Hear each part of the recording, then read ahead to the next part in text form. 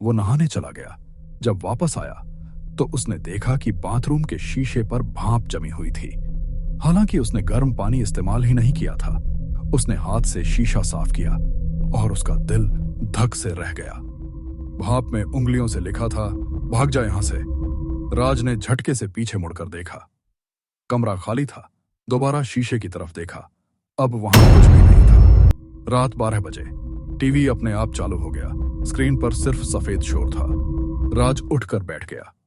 अचानक कमरे की लाइट टिमटिमाने लगी और तभी उसने देखा कमरे के बीचों बीच एक पुराना लकड़ी का संदूक रखा था जो पहले वहां नहीं था। राज धीरे धीरे उसके पास गया। संदूक खोला। अंदर एक पुरानी डायरी थी। उसने पहला पन्ना खोला। उसमें लिखा था, अगर तुम यह पढ़ रहे हो तो तुम भी फंस चुके हो। राज का गला सूख गया। अगले पन्ने में लिखा था, 1985 में इस कमरे में एक सीरियल किलर रुका था, अरविंद शर्मा।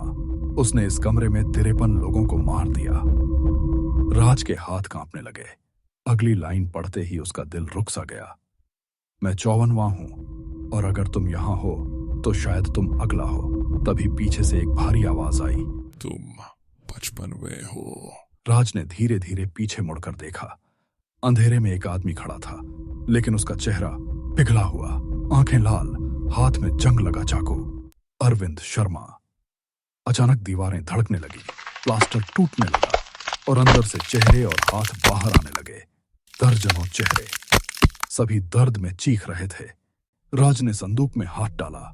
नीचे एक पुराना चाकू पड़ा था। जैसे ही उसने चाकू उठाया, राज ने पूरी ताकत से चाकू उसके सीने में घोंप दिया। उसी समय दीवार टूट गई और 54 आत्माएं बाहर निकल आईं। सुबह राज फर्श पर पड़ा था। कमरा बिल्कुल सामान्य था। कोई संदूक नहीं, कोई खून नहीं। राज उसी दिन मुंबई लौट गया। उसने वो चाकू समुद्र में फेंक दिया।